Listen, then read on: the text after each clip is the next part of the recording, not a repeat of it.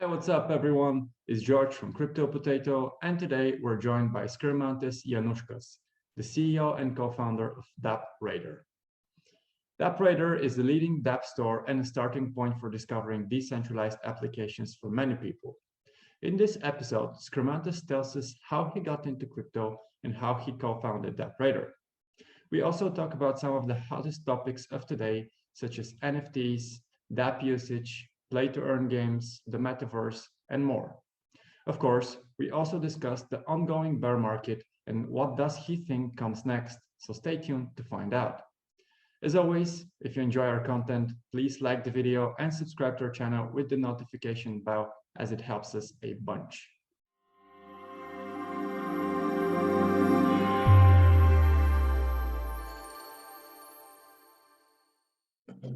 Okay, so before we dive in, man, thank you so much for agreeing to do this. I'm sure it's going to be a blast. Looking forward to our conversation.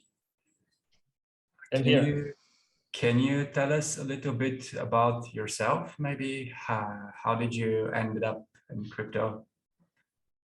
Yeah, I think that's a story that involves two people mainly, myself and DappRadar co-founder Dragos. Before we started, we knew each other for, it's hard to keep track of the years, but more than 10 years. And now it's been 4 years at DappRadar as well. So it's could say almost, or somewhere around 15 years that we know each other for.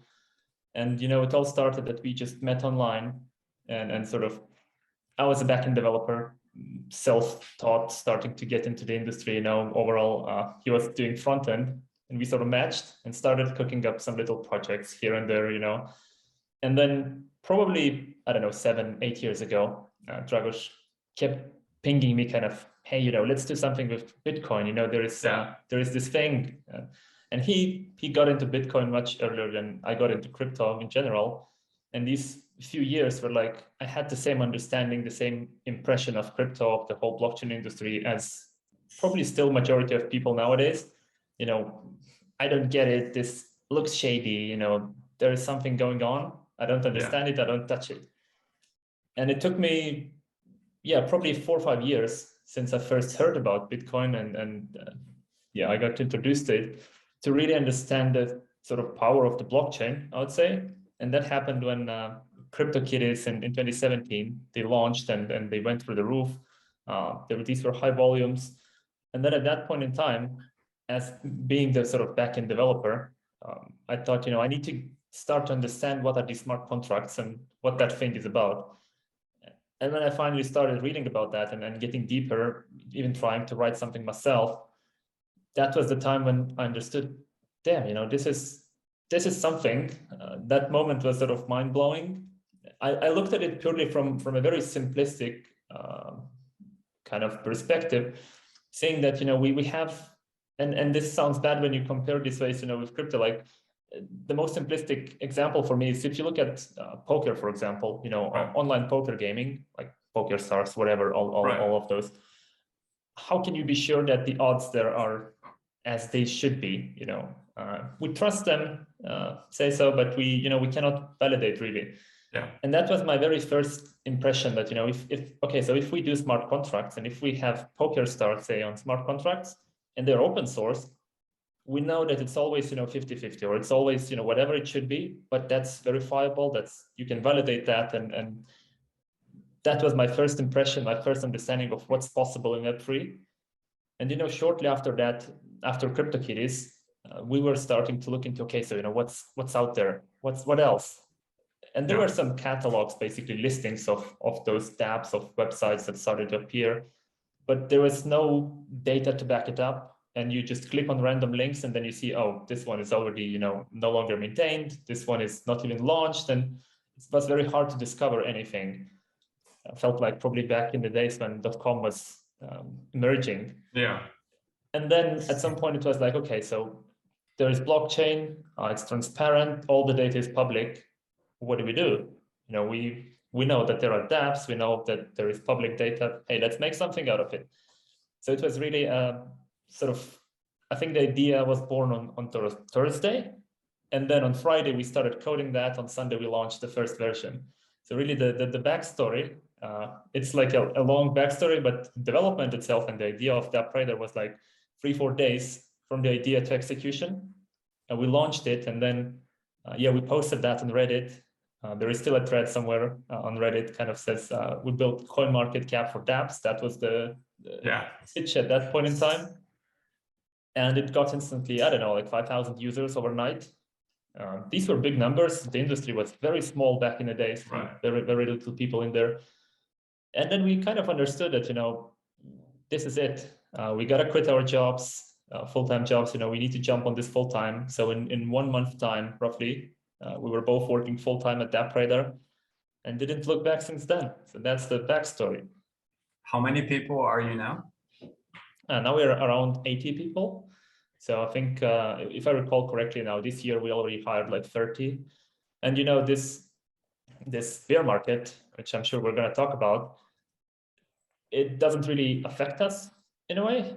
I would say we even like it to a certain extent, because that brings some sort of clarity, more clarity to the industry. It pushes all the sort of hype projects away, and those that have nothing, you know, they're not backed by something, you know, real, by some utility or something tangible. And it's more like just on hype. So these kind of go away, and then we have a good time of building, you know, focusing on things that are really valuable, rather than those that are in the industry. They're hype, but, you know, us being in the industry, us being the place to discover all those applications, all those dApps, we need to, you know, work on them as well. So now it's sort of the building time. We can get back to building products heavily, and we really enjoy that. And we don't stop hiring. We even had a saying, but that includes a swear word, but it basically says "screw the bear," with a different word in the beginning, and we're still hiring. That's great to hear, especially amid the current market downturn. But let me take you back a little bit, because those who are involved with crypto surely know what DappRadar does. But can you perhaps explain in layman terms what is it that you guys do for those who may not have heard of it yet? Sure. So DappRadar is we call ourselves the world's dApp store. And you know, what we do is we look at those decentralized applications, and we want to bring those to people. And when you think of decentralized applications, you might be just thinking of, you know, and when you think about the dApp store, you might just think of App Store, Google Play, and oh, so that's something similar. Yes and no. So that you could feel a very similar feeling when you look at App Store and DappRadar, for example, in a way that, yes, you can see nice images, you can discover those dApps, you can click on them and, you know, go and start using them. One of the main differences between sort of traditional app stores and dApp stores is that when it comes to dApp stores, we know that we're talking about decentralized applications. Therefore, there is real money involved, much heavier than, you know, in traditional app stores. Because in traditional app stores, you have in the games, let's say in the apps, you have the in-game in-app purchases, and these are pretty, not saying money wasted, but it's like money spent that you cannot get back. Right. You know, in our case, in this industry case, in crypto, we have NFTs, we have all different assets that, you know, this is real money involved. And it's not like when you try a dApp, when you invest in some dApp, you buy a CryptoKitty, you buy an Axie, whatever it is. It's not that you just said, okay, I'm throwing this money away. It's going to help me for, you know, it's going to be entertainment. It might be, but that's just one of the aspects. And then you want to look into, okay, so I have just invested, I have just bought this, I started playing this game. How is it going to perform? You know, at which point should I look into selling? At which point should I look into buying more?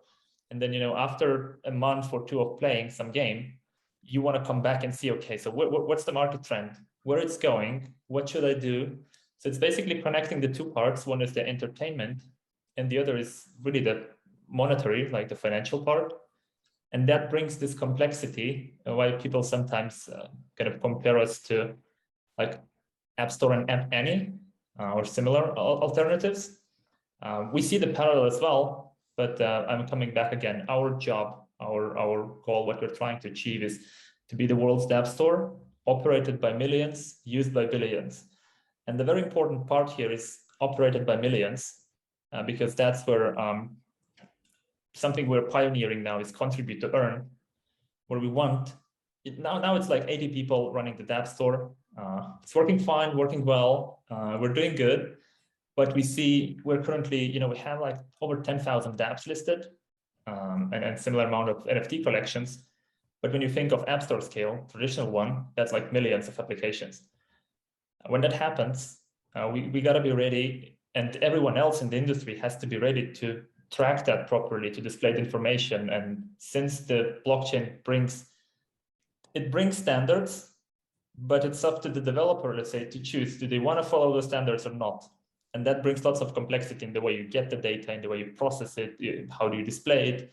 So we think for the scale, to reach the App Store scale, when the industry is there, we absolutely need to sort of transfer the work and the value of DappRadar to the community, which means that then community members will be able to, and they already can start to participate in this, they will be able to, provide all types of input to DappRadar, be it reviewing dApps, marking scams, resolving conflicts, updating information, doing code integrations. There's many things that people will be able to do. And that's why I also introduced our Radar token. We want to make sure that users contribute to the ecosystem, to the DappRadar ecosystem. And then we have also a better service, always improving service that distributes users to dApps. Do you have, surely you have some projections about when do you think the industry might reach that point in time when we will have to deal with millions of applications instead of tens of thousands?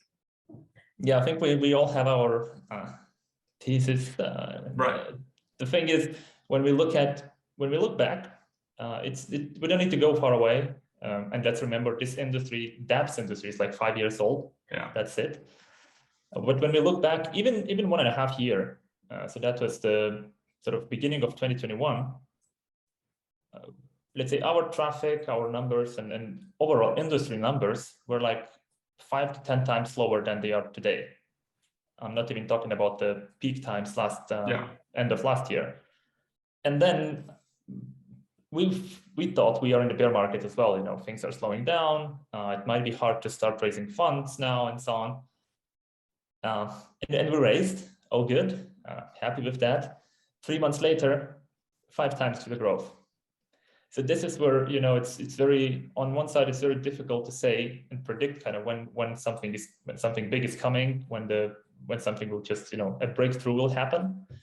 At the same point in time, we knew and we believed that NFTs are going to be the next big thing. That was probably 2020, third quarter or something, when we said, look, NFTs is the way to go for the next period.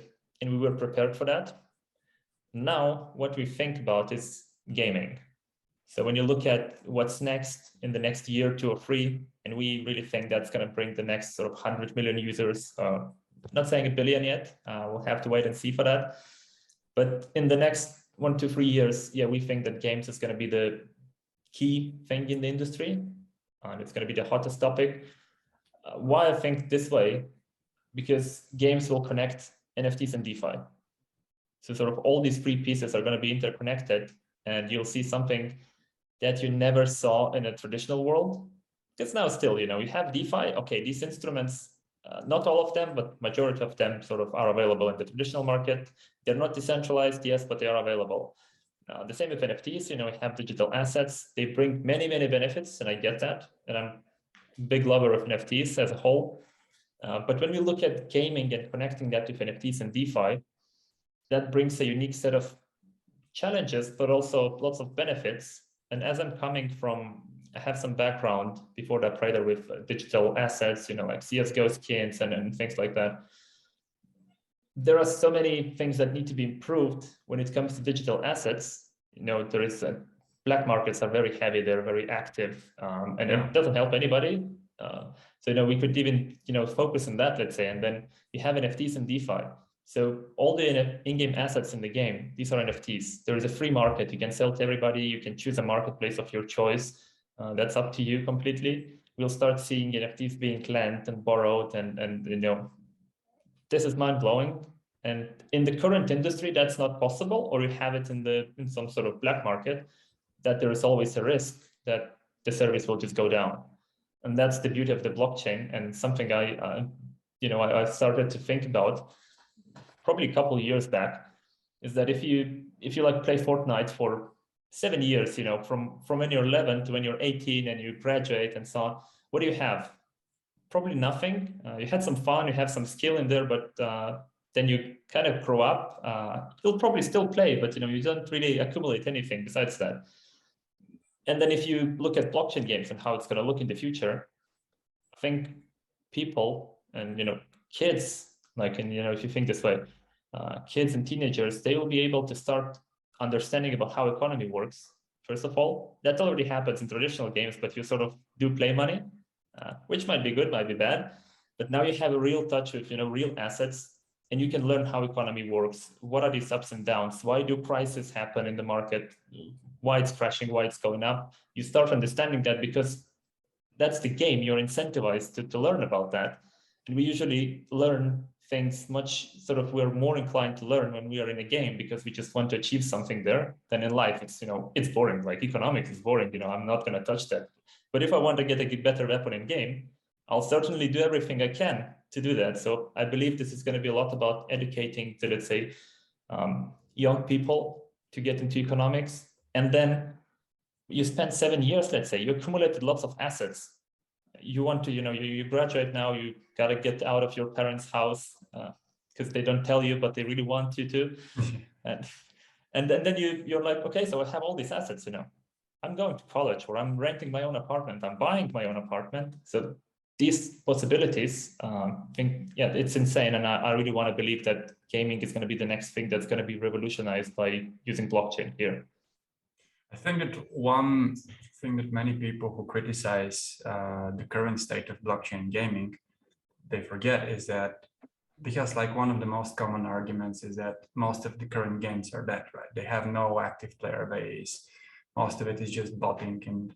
But then if you take a look at the traditional gaming landscape, it's pretty much the same, just on a much larger scale, because it's like crypto people tend to focus on only the games that are massively successful. Like they're going to look at Final Fantasy, at World of Warcraft, Counter-Strike and whatnot, but they're not going to look at the hundreds of thousands of games on Steam or whatever it is that are practically that and nobody plays them. So given that blockchain gaming is a concept that's alive for just a few years, I think that we still have a very long way to come.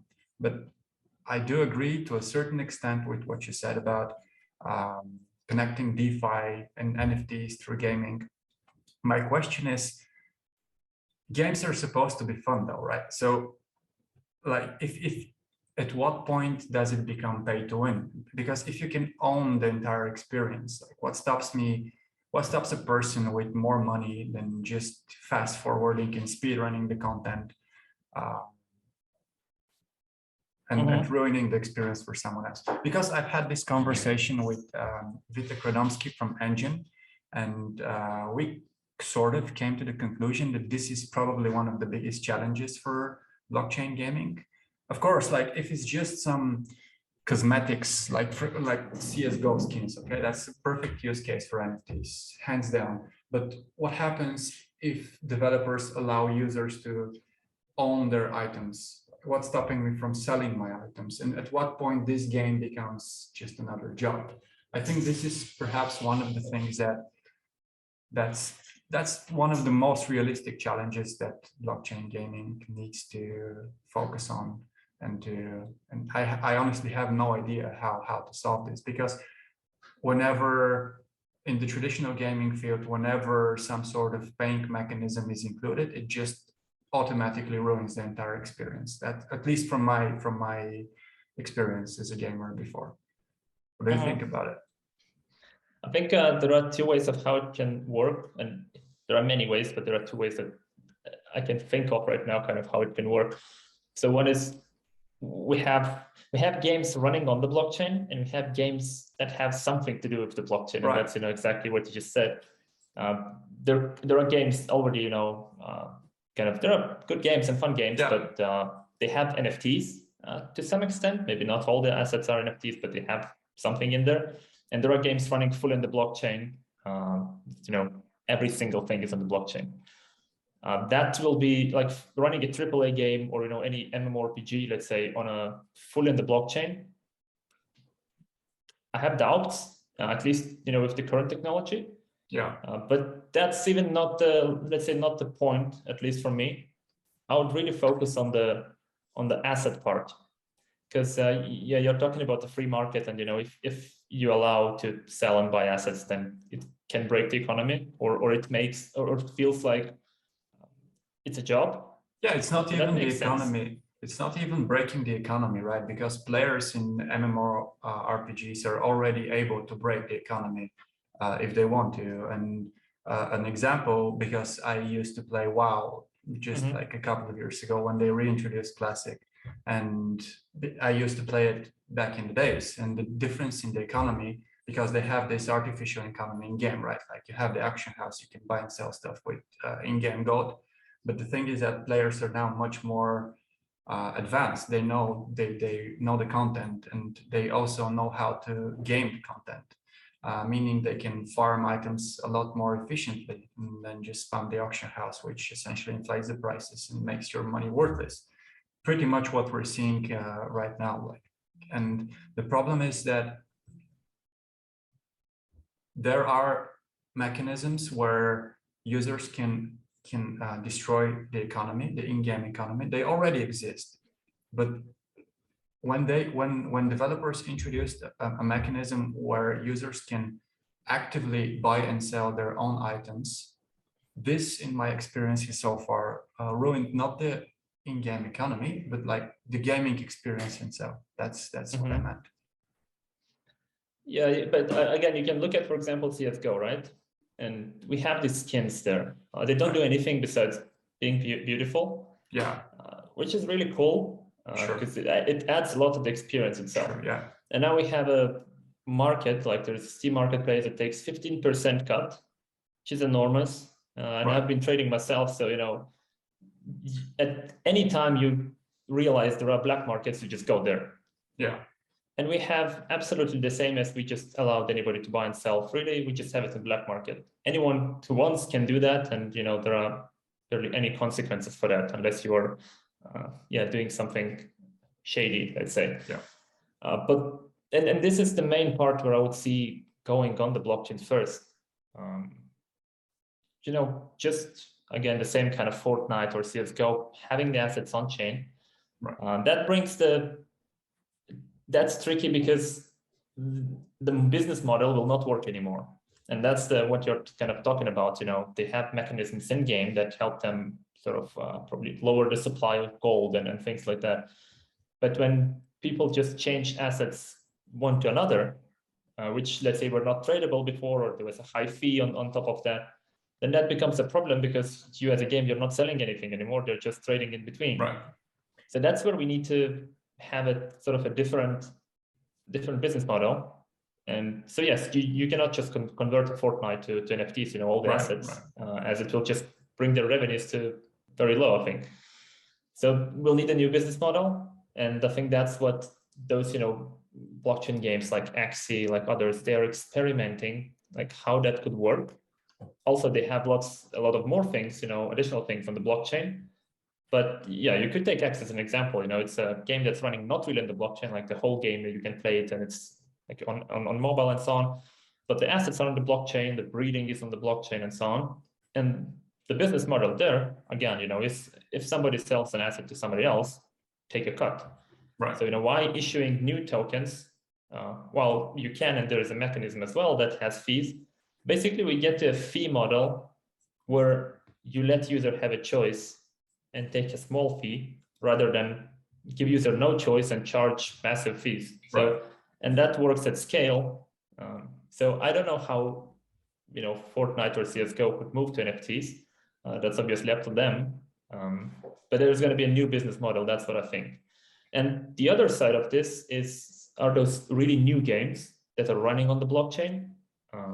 Again, kind of all this play to earn and so on movements, And now we saw when the market is going down, there were lots of talks about, hey, this is like a Ponzi scheme and so on. Right. from one side is like, if you think like that, then the whole crypto and the whole world is sort of a Ponzi scheme.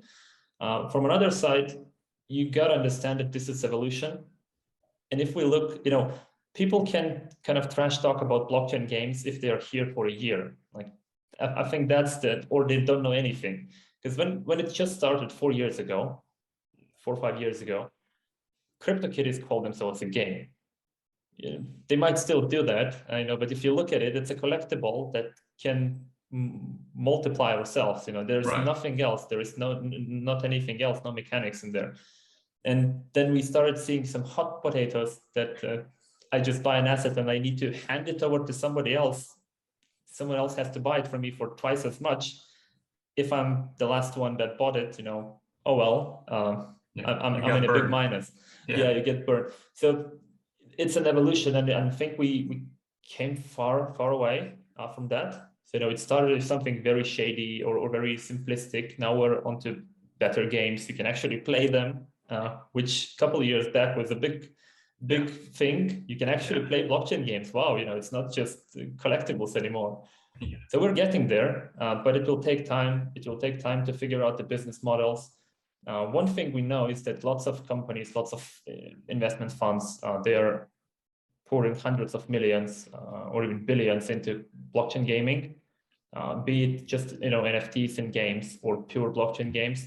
But that's happening now, and building great games takes time.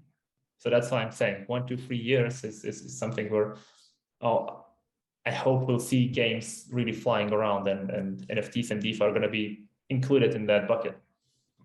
And you mentioned that you guys think that NFTs are here to stay, they're the future. Do you think that gaming is kind of the logical progression for NFTs from where they are right now? Because if we take a look at the NFT market right now, I don't have the numbers in front of me, but I would guess that a solid 70 or 80% is populated by PFP projects.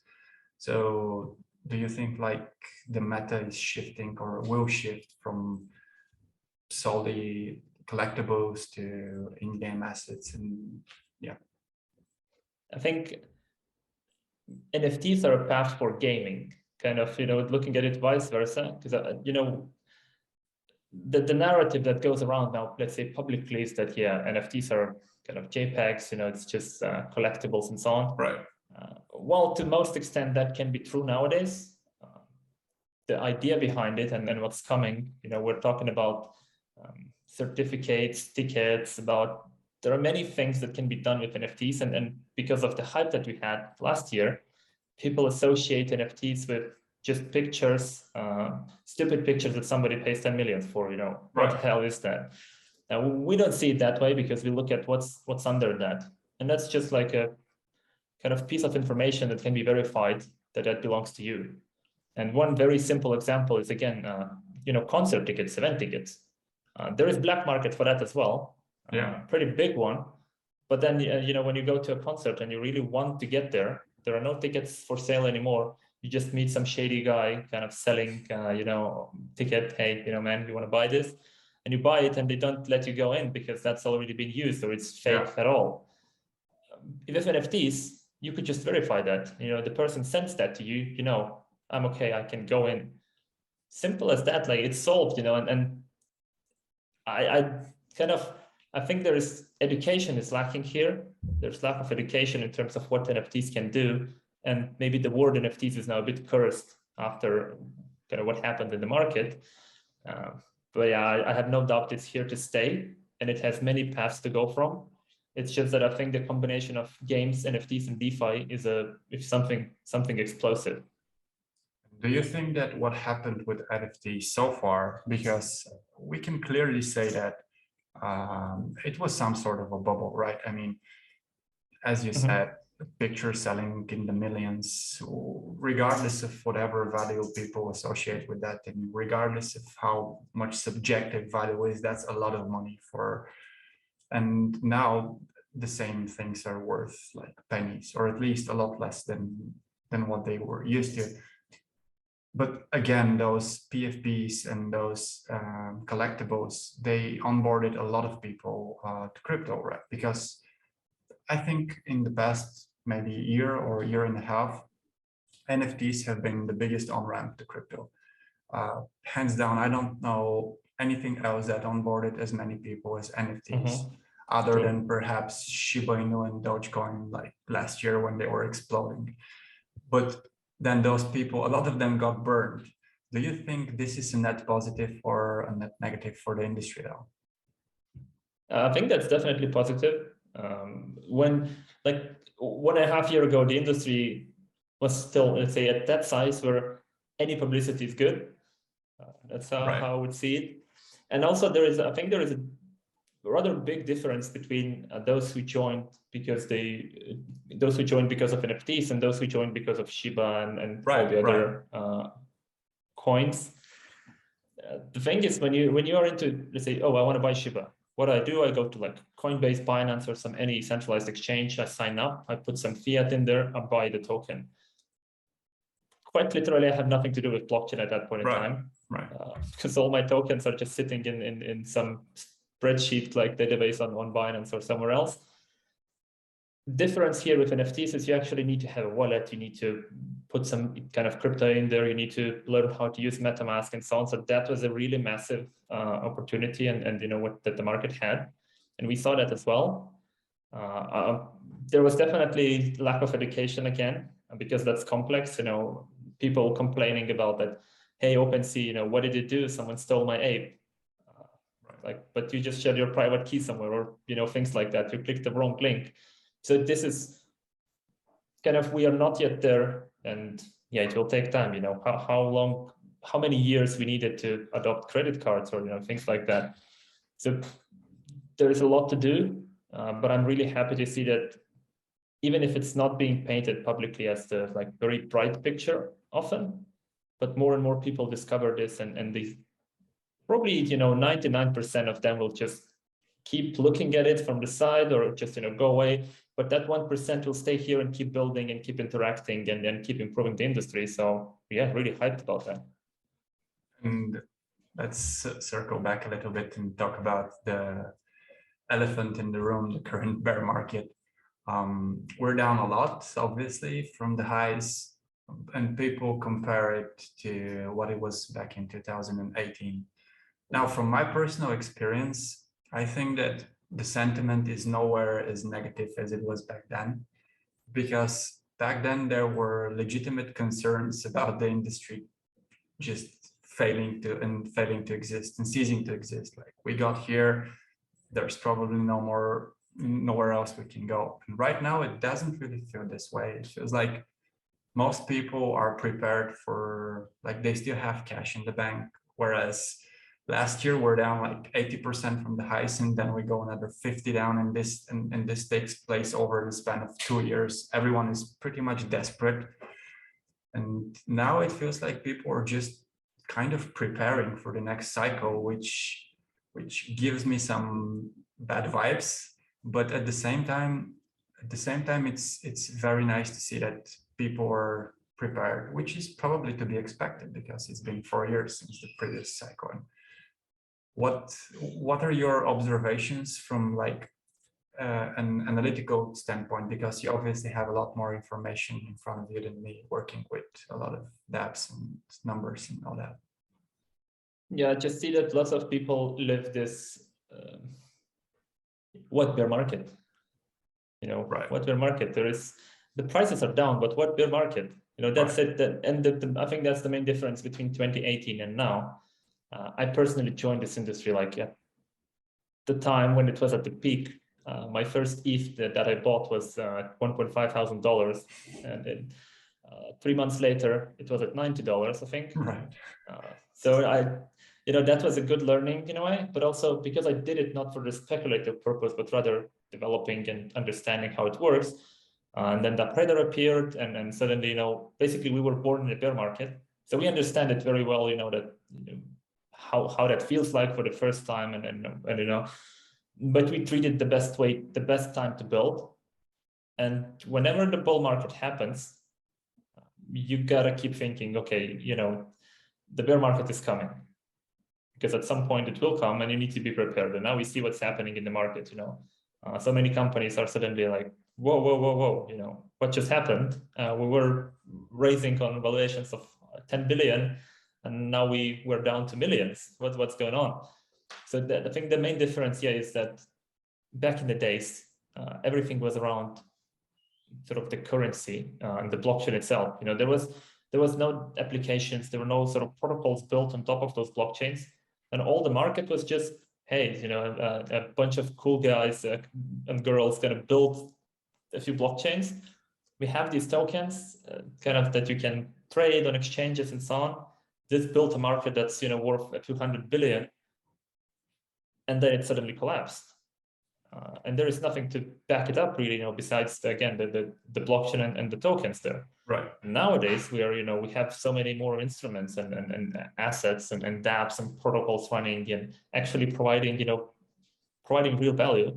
So I think that that's the difference. You know, even if prices go down, but there are lots of companies with enough funds, they're prepared for that. They keep working, keep building, and will recover. I think the further we go, the smoother the recovery is going to be. But I don't think we'll avoid those cycles. You know, that's just how it works. You got to adapt. And after the first bear market, yeah, the rest are easy. So we could also think, I don't know, 3-4 years in the future, those people who joined because of the NFT craze, they'll be much more sort of protected from the bear market, you know, because they'll be ready for that. And the next time we'll be talking like, okay, you know, in 2022, it felt like crypto is over. And, you know, in 2026, we're like, no, it's fine. So I think it just repeats. And what do you think needs to happen to get this back on track? Because the current, not the current, but the previous bull market was propelled by so many external forces. It's crazy to imagine how many things happened conjuncted all at once to create this explosive bull market. But now that the lights are out, what do you think needs to happen to put us back on track? Yeah, that's a tough question. The way we think about it is we try to do what's in our power to sort of help with that, because dApps still need users, and more than ever right now, they need more usage, they need more people kind of coming in and keeping the ecosystem going. So from our side, you know, we are trying to feed the ecosystem with more and more users to keep it going. Games could very well be the one that kind of breaks it, because if we look back, I think when the play to earn started, this was probably not the very beginning, you know, but that was a very big catalyst for pushing this forward. You know, hundreds of thousands and even millions of people joined Axie as scholars, and the word was spreading insanely fast. So we need something that's very catchy, that most probably where you can make some money, but not lots of money, because then, yeah, people go crazy and then they call everything a scam when it doesn't work. Yeah. So give it a bit of money, let users make some money here and there, educate them, and games could be the one. But our view is that, you know, it could last whatever from like half a year to 2 years or something like this. We are ready for this. And that's the way we communicate that everybody should be thinking this way when they're in a bull market. Because, you know, when you're in a bear market, there is not so much to think about besides surviving. If you're ready from the bull market, that's fine. Right.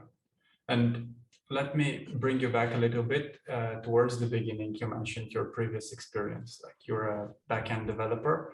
And the way you started was through your friend. He was pushing you to build something in the industry. But obviously things have changed quite a lot between then and now, because there are a lot more companies now. Things are more reachable than they were back then. There is a lot more information. But what would your best advice to someone who wants to start coding and developing applications in blockchain, what this advice would be? Just do it. No, really. There are quite a few people kind of, you know, asking this, and I've also been talking to many kind of ex-colleagues, friends, and you know, people in general. There are so many developers out there. Well, if you compare it to how many of them are in crypto, but it's so hard again to sort of convince them to try. or, they're like, how do I start, when this looks all different? And yes, it's indeed very different.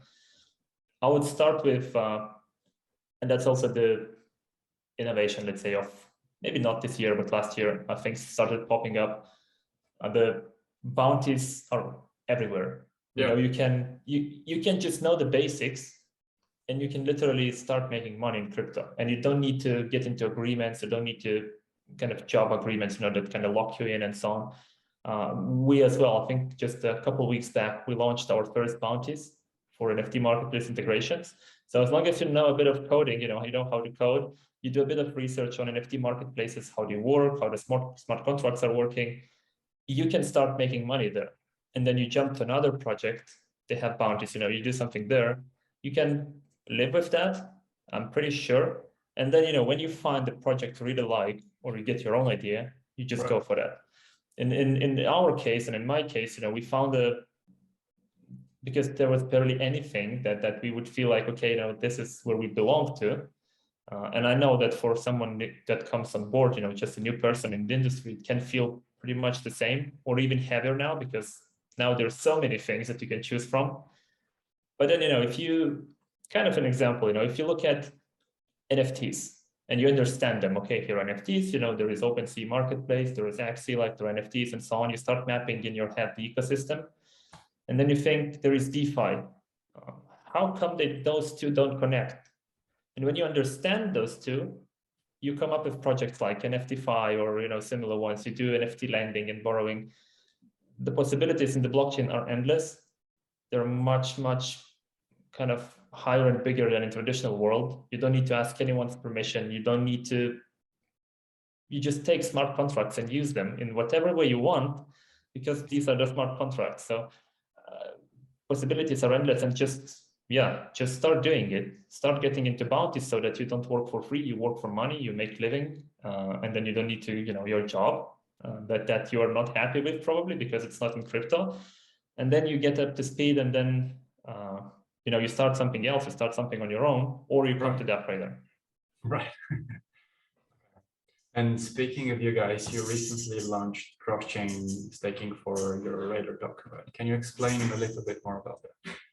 Yes, as you can see on my background, I'm currently close to the moon. Right. You don't see it, but I'm looking frontwise there. I see it. There's a cat also. yeah, exactly.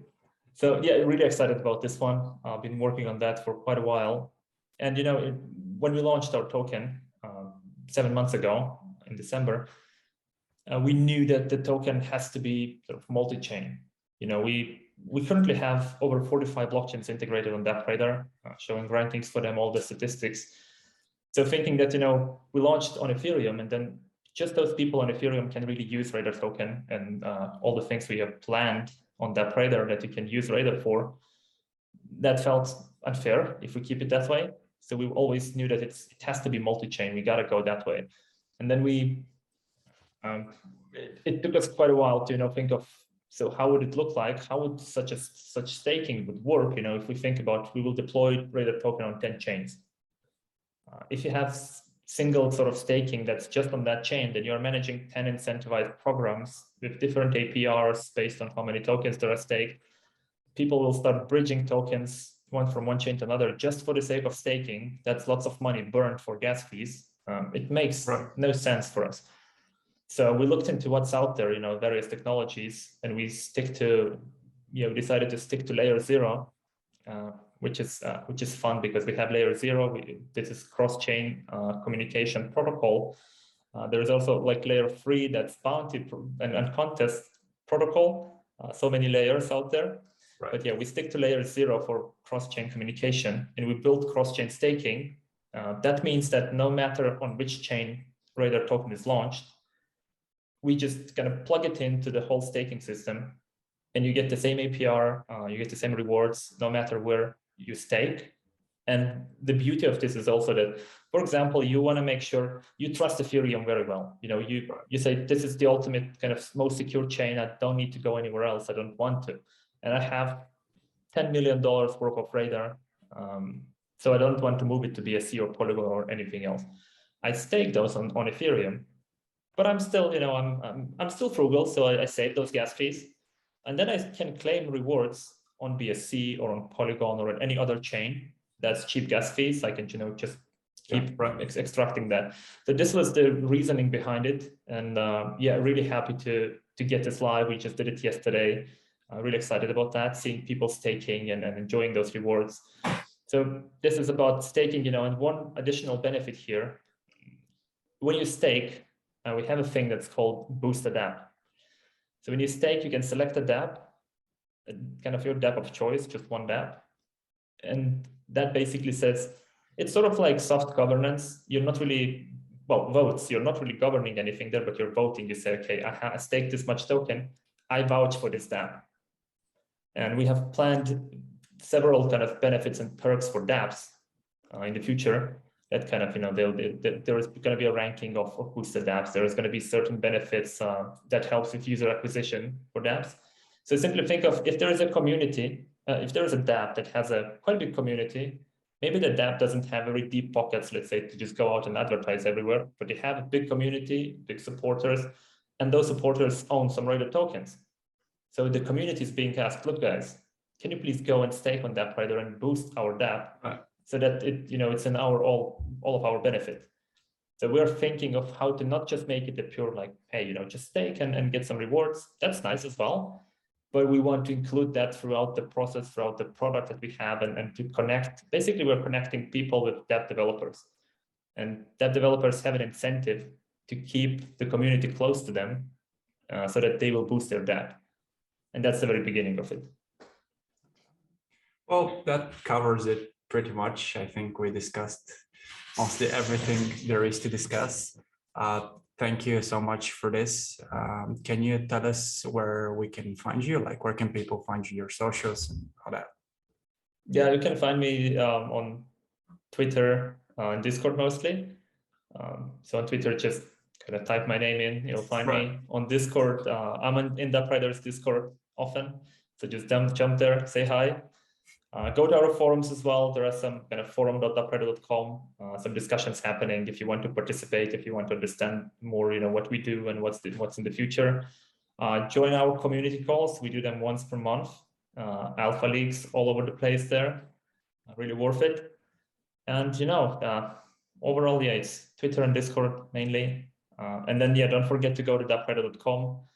If you think it's just a rankings platform, change your mind. Because we're the world's dApp store.